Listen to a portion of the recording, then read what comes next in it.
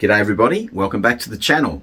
Okay, so today I'm going to give you the results for the Stack Audio Auva EQ component isolation that was in the Playback Designs and in the Ether region switch, and talk to you about what I was hearing in the room when it came to these isolation footers. So we'll do the results first, just so you guys know exactly what was going on. So on track 1, the first version of that track, there was no footers involved, and on the second version of that track, the feet were in place. So on track number 2, on the first track, the footers were in place. On track, the first rendition of that track you heard, footers were in place, so they were not in place on track 2. And then on track 3, the footers were in place for the first version of that song, and they were not in place on the second. So not sure how you went. I'll be very interested to hear your comments below. Let me know what you thought, what you heard. And now let me tell you a little bit about what I was hearing in the room here. Well, I did touch base on the fact that my initial thoughts on these isolation footers were wow, and they still wow. I've had them in, I've had them out. There is a definite difference. Obviously, when I was shooting these videos, they were in and they were out, and I've been doing a lot of testing, and I'm getting the same kind of thing that I was getting and get with the same isolation footers underneath my Kuzma turntable. There's just a cleaning up of the signal. There is micro detail leaps. It doesn't just come out at you like it used to do when they're not underneath the Playback Designs equipment. It now leaps out at you.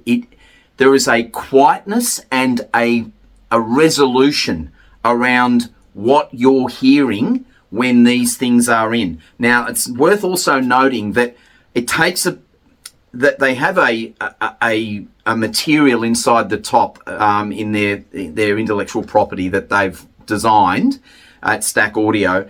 And Josh was saying to me, just give the things a bit of a shake before you put them underneath, and just let them settle down again after the trip over from the UK.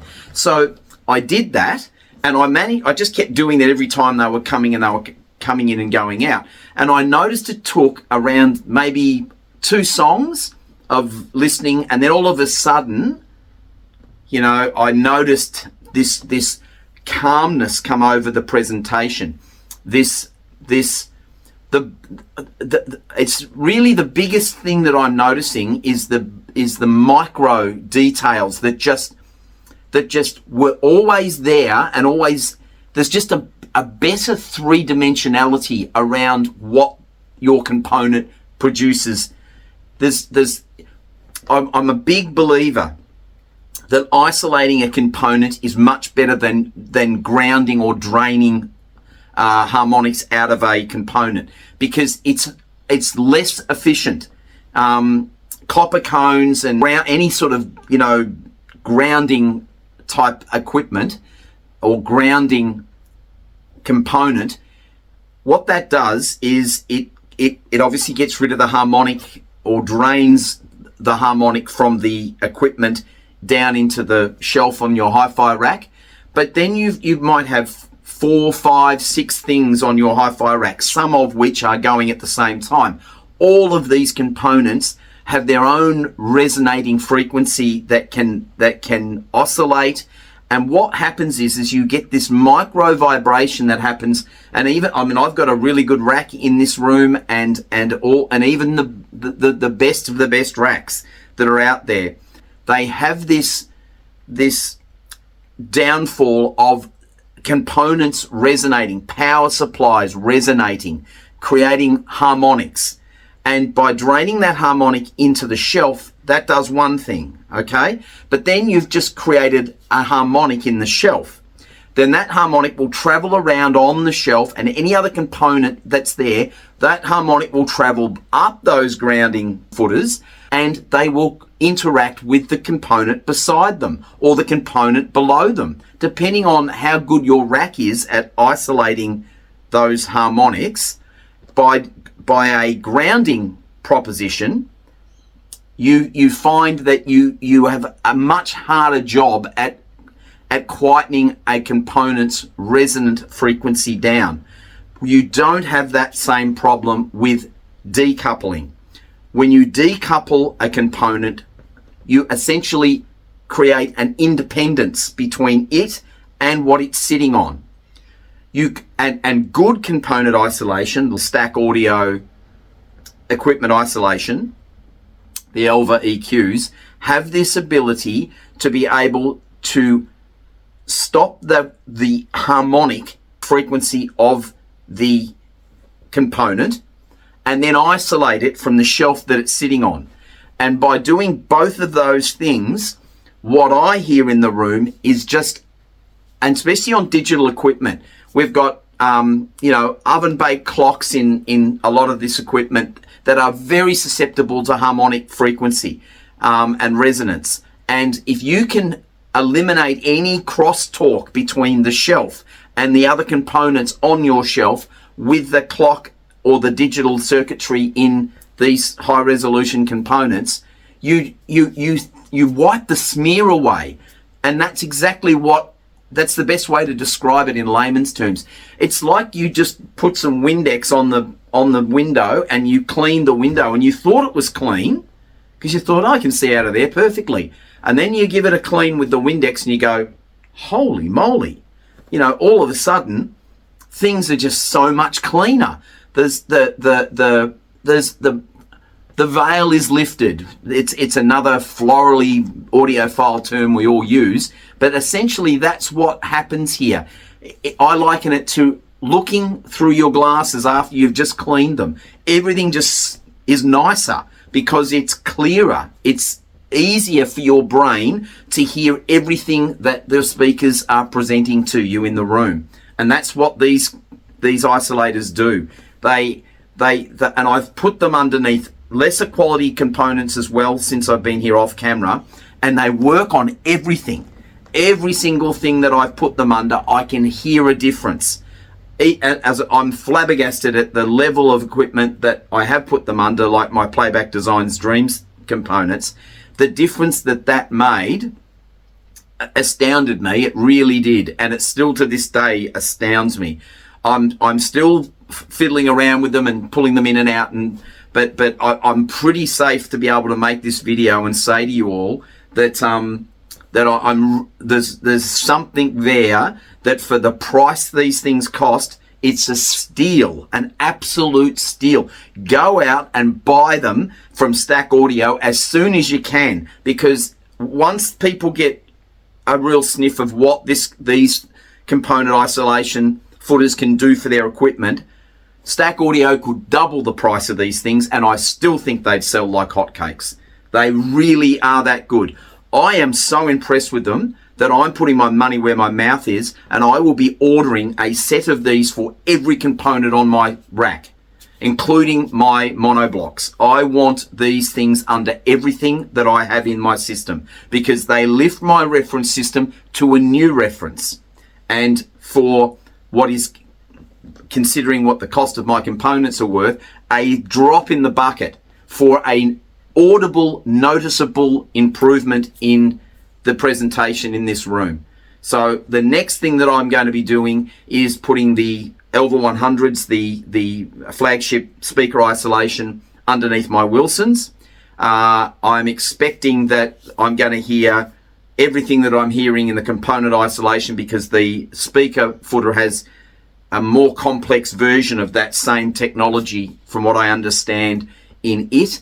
And I'm going to be comparing those with we are going to be comparing those with the ISO Acoustics Gaia Titan Theos, which are what I have underneath my Wilsons at the moment.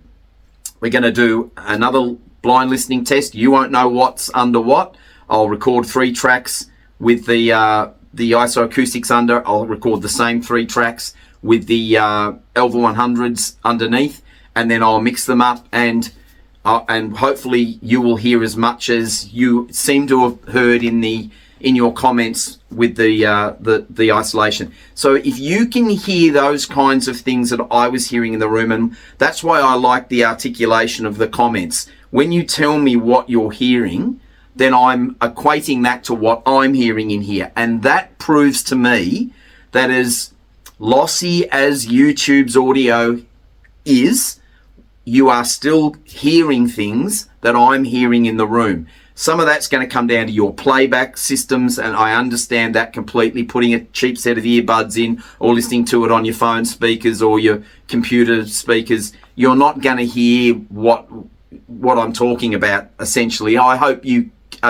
can understand by my passion for what I'm doing here that I'm really noticing something really amazing. But when you put a good set of headphones on or listen on a good setup, some of you must be doing that, and you're hearing what I'm hearing in the room. So it is getting across, it is translating. And if something so small as an isolation footer underneath a component can make a difference that I can hear in this room quite immediately, is also translating on YouTube, then that's really pleasing for me. It means I'm not wasting my time doing this, and that I'm able to get this information across to you and give you guys some really good advice.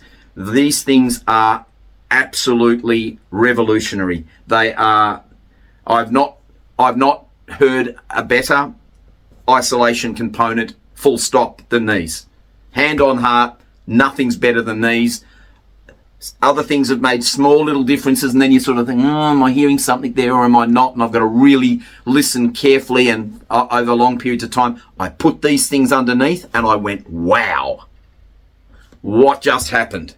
It was immediate. And then it just got better after a few songs, and then the in and the out and the same things. But I've replicated that same, observation maybe 7 or 8 times now with them in and out. They're staying underneath those Playback Designs components. They ain't coming out of there, and I'm going to be ordering a whole lot more of them to fit underneath every other thing that I've got in this room. I'm that impressed with them. So that is, I guess, my final thoughts video on the Auva EQ isolation footers from Stack Audio. I'll leave a link in the description below. Reach out to Josh. You won't find a better bloke than that man. I will have something exciting happening for the channel down the track. I won't say too much about it at the moment, but it involves Stack Audio. I'll talk a little bit further about that when I got a date confirmed and things start to firm up in that area. But there's some interesting stuff on the channel coming soon in relation to Stack Audio, so stay tuned for that. Thanks very much for watching. Appreciate you all very, very much. Please, if you haven't subscribed, consider doing so. I really want to grow the channel and put this out to more and more people. I'm just an honest audiophile giving you an honest opinion about what I'm hearing in the room when I get this stuff to listen to. And I'm trying to make sure that I look after all of you, my An Aussie Audiophile family, and give you some really damn good advice about components that I'm coming across. So love having your support. Please thumbs up the video and consider subscribing if you haven't, and we'll talk soon.